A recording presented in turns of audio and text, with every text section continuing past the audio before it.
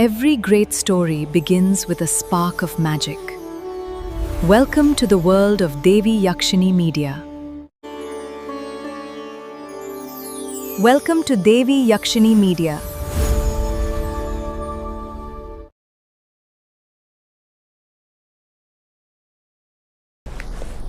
ಶ್ರೀ ಗುರುಭ್ಯೋ ನಮಃ.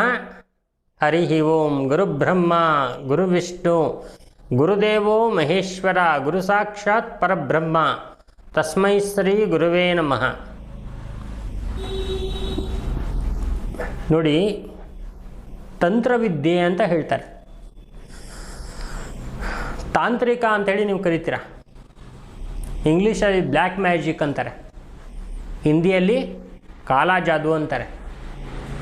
ಇದೆಯಾ ಗುರುಗಳೇ ಇವೆಲ್ಲ ವರ್ಕ್ ಆಗುತ್ತಾ ಅಂತ ಕೇಳ್ತಾರೆ. ಖಂಡಿತವಾಗ್ಲೂ ಇದು ವರ್ಕ್ ಆಗುತ್ತೆ. ಯಾರಿಗೆ ವರ್ಕ್ ಆಗುತ್ತೆ? ಯಾರು ಗುರು ಹಿರಿಯರಲ್ಲಿ ಭಕ್ತಿ ಭಾವನೆಯಿಂದ ಇರಲ್ವೋ, ದೇವರ ಬಗ್ಗೆ ಅಸಡ್ಡೆ ತೋರಿಸ್ತಾರೋ, ಸ್ತ್ರೀಯರನ್ನು ನಿಂದಿಸ್ತಾರೋ, ಸ್ತ್ರೀಯರಿಗೆ ಹಿಂಸೆ ಕೊಡ್ತಾರೋ, ಶಾಪವನ್ನು ಹೊಂದಿರ್ತಾರೋ, ಯಾವುದೇ ಶಾಪ ಆಗಿರ್ಬೋದು, ಸ್ತ್ರೀ ಶಾಪ, ಮಾತೃಶಾಪ, ಪಿತೃಶಾಪ, ಗುರುಶಾಪ, ಭ್ರಾತೃಶಾಪ, ಯಾವುದೇ ಶಾಪ ಹೊಂದಿರ್ತಾರೋ, ಸರ್ಪಶಾಪಾದಿಗಳು ಹೊಂದಿದ್ರೂ ಕೂಡ ತಾಂತ್ರಿಕ ಪ್ರಯೋಗ ತಟ್ಟುತ್ತೆ. ಹಾಗಾಗಿ ತಂದೆ ತಾಯಿಗಳು ಮಕ್ಕಳಿಗೆ ಇರುವಂಥ ದೋಷ ಶಾಪಗಳನ್ನ ತೆಗೆಸಿ, ಅಥವಾ ತಂದೆ ತಾಯಿಗಳಿಗೆ ಆ ಜ್ಞಾನ ಇಲ್ಲ ಅಂತೇಳಿದರೆ ಮಕ್ಕಳಾದರೂ ವಿದ್ಯಾವಂತರು ಬುದ್ಧಿವಂತರಾಗಿದ್ದರೆ ಇದನ್ನೆಲ್ಲ ತೆಕ್ಕೊಳ್ಳಿ.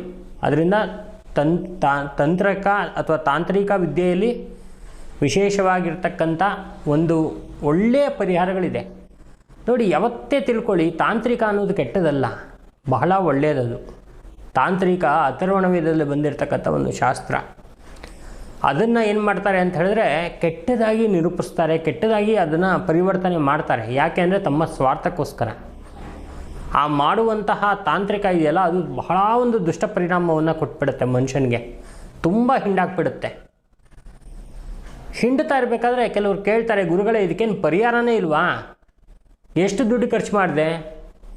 ಮೊನ್ನೆ ಒಬ್ಬರು ಕೇಳಿದ್ರು, ಕಾಮಕ್ಕೆ ಹೋಗಿದೆ ಗುರುಗಳೇ, ಬಲಿಗಳನ್ನ ಕೊಟ್ಟೆ, ಪೂಜೆಗಳನ್ನ ಮಾಡಿಸ್ದೆ, ಅದು ಮಾಡಿಸ್ದೆ, ಇದು ಮಾಡಿಸ್ದೆ, ಇದು ಮಾಡಿಸ್ದೆ, ಅದು ಮಾಡಿಸ್ದೆ, ಲಕ್ಷಗಟ್ಟಲೆ ಖರ್ಚು ಮಾಡಿದೆ, ಕೋಟಿಗೆ ಹತ್ರ ಬರ್ತಾ ಇದೆ, ಪರಿಹಾರ ಇಲ್ಲ ಗುರುಗಳೇ, ಏನು ಮಾಡೋದು? ನಾನು ಹೇಳಿದೆ, ಹೌದಾ, ನಿಮ್ಗೊಂದು ಮಂತ್ರ ಕೊಡ್ತೀನಪ್ಪ, ಆ ಮಂತ್ರವನ್ನು ಜಪ ಮಾಡಿ, ನಿಮ್ಮದು ಕ್ಲಿಯರ್ ಆಗುತ್ತೆ. ಜಾತಕದಲ್ಲಿದೆ, ಪ್ರಶ್ನೆಯಲ್ಲಿ ಬರ್ತಾ ಇದೆ. ಗುರುಗಳೇ ನಂಗೆ ಟೈಮ್ ಇಲ್ವಲ್ಲ ಗುರುಗಳೇ. ನೋಡಿ ಎಂತೆಂಥ ಜನ ಇರ್ತಾರೆ ಅಂತ. ನಾವು ಸರಳವಾಗಿ ಪರಿಹಾರ ಕೊಟ್ಟು ಮಾಡ್ಕೊಳ್ಳಿ, ಕ್ಲಿಯರ್ ಆಗುತ್ತೆ ಅಂತ ಭರವಸೆನೂ ಕೊಡ್ತಾ ಇರಬೇಕಾದ್ರೆ ಅದನ್ನು ಆಗಲ್ವಲ್ಲ ಗುರುಗಳೇ ಅಂತ ಹೇಳ್ತಾರೆ. ಅಂಥ ಜನ ಇದ್ದಾರೆ. ಆಯಿತು, ಕೆಲವರಿಗೆ ಏನಾಗುತ್ತೆ ಅಂತ ಹೇಳಿದ್ರೆ ತುಂಬ ಜವಾಬ್ದಾರಿಗಳಿರುತ್ತೆ, ತುಂಬ ಕಷ್ಟದಲ್ಲಿರ್ತಾರೆ, ಒಂದು ದೊಡ್ಡ ಹೊರೆ ಹೊತ್ಕೊಂಡಿರ್ತಾರೆ. ಅಂಥವ್ರಿಗೆ ನಾವು ಕೊಡುವಂಥ ಪರಿಹಾರಗಳು ಆಗೋದಿಲ್ಲ.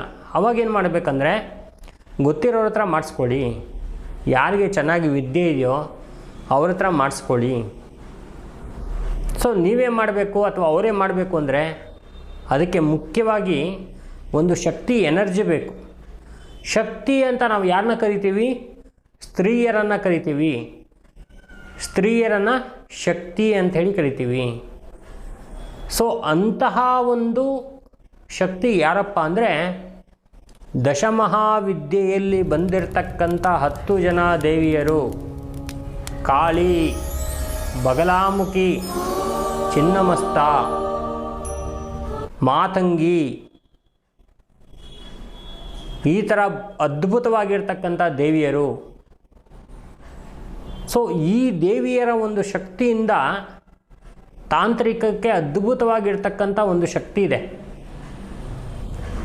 ಈ ದೇವಿಯರಲ್ಲಿ ಯಾವುದಾದ್ರೂ ಒಂದು ದೇವಿಯರನ್ನ ನೀವು ಪೂಜೆ ಮಾಡಿ, ಆರಾಧನೆ ಮಾಡಿ, ಮೂಲಮಂತ್ರಗಳನ್ನ ಗುರುಗಳಿಂದ ತಗೊಳ್ಳಿ.